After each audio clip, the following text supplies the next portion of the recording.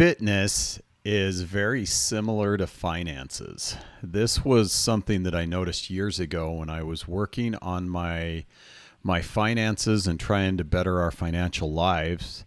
I was able to start taking the approach similar to working on my fitness to be able to improve my finances. My name is Matt. This is Highline Financial Coaching. This is Beyond the Paycheck. And as you can guess, today we're talking about fitness and finances. So a couple of years ago, I decided to get into cycling. I was trying to find an exercise that I really liked. I'm sorry to you runners out there, but I hate running. To this day, I have no idea why people go do that for fun. It was always painful, and I tried it for years. Everybody's like, just keep doing it. You'll love it. You'll get that runner's high. I must have missed it because I could never get that runner's high. But when I got into cycling, that's when I really felt that fitness high. But today we're going to talk about the differences or the similarities between getting physically fit and also fit in your finances. So today, we're going to start with a couple different sections to be able to get your finances fit. Because like I said, when I got into cycling, I was way out of shape. I could barely make it around the block. I felt exhausted just making it around the block, and I'm like, why would anybody ride their bike? And I was getting frustrated because I didn't like running. I got on my bike and felt like I was horrible at it.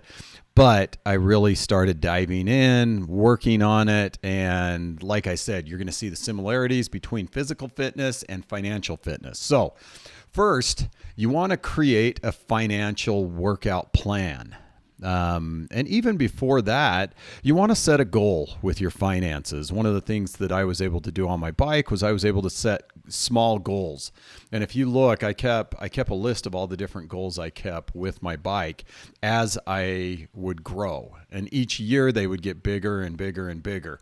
Right out of the gate, I wasn't going to put a massive race on there. So with your financial goals, make sure that you first set realistic goals, but at the same time, you want to have those big goals that are a little farther out. It may be a lot of people want an investment property, or they want to be able to retire at a certain age. They want to have multiple properties or other sorts of income that are coming in. So put those out there, but also put the short-term goals on there, the ones that you can achieve today, tomorrow, or even next week. You want to keep those as rewards as you're going through this process. So you create that financial workout plan. So what that's going to look like is you're going to set a budget for yourself. You're going to have you're going to look at your debt and start trying to eliminate some of those. Set a goal for which ones you're going to eliminate first. Start building a savings and an emergency plan, and then your investments. Now, there's a lot of investments out there. You can talk with your financial planner. You can invest on your own. There's so many different programs. You can invest in small businesses, real estate. There's so many ways that you can invest. So find something that you're passionate about and you start educating yourself on that so you make proper investments. Now, number two, the power of consistency. When you're working out on your fitness, you're not going to go out and run 5 miles today and expect that to last for the next 5 years. Consistency is huge with your financial fitness. Each week or every day at the end of the day, sit down, look at what you spent, acknowledge what went out, what came in.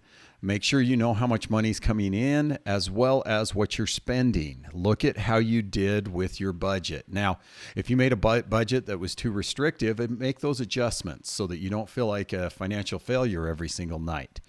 We set a budget so that we know what that baseline is, and we can go from there. So, and again, you can't do this just once every other month. You want to do this consistently. Right away, I would do it every night or at least once a week and check in with yourself and see how you're doing. Also, you want to build endurance. With fitness, you want to build up your muscles. You want to build up whatever you're doing. When I started riding my bike, it was a couple miles and that was all I could ride. And then I started building that endurance so that it was 20 miles, 30 miles, 40 miles, and so on. With your finances, you want to build that endurance. You're gonna be able to save money, and you may fall. You may buy something that wasn't on the list. That's okay. Get back up and keep going. You are going to have some bumps along the way. That's one thing I can guarantee everyone that we coach is you're going to have those bumps. Also, as you're building that endurance, track your progress, track what things you paid off, what debts you've eliminated, what have you cut back on. If you made some cuts with your budget, maybe you're not eating out as much, or you cut some of the subscriptions you have, keep track of that so that you can go back on those bad days and see the progress you're making. And don't compare yourself to the future you. Compare what you have done to get where you're at. Also, whether you're lifting weights or lifting your financial future, success comes down to strategy, consistency, and commitment. Are you ready to keep moving with your finances? Have somebody that you can talk to. One of the things we do with our coaching program is we meet with our clients on a consistent basis so that there's accountability. Now, this isn't to say that you're doing things wrong. This is just to see where you're at and be able to make those modifications for moving forward. So, like I said, doing your financial fitness is going to be very similar to your physical fitness. You've got a lot of the same steps. You got a lot of the same endurance. You want to track that progress. You want to build the financial endurance, the consistency, and also making a financial plan to do that. And again, celebrate your wins. Like with your financial fitness, when you cross a finish line, celebrate those. Go out, go to dinner. There may be something that you've been holding off to buy.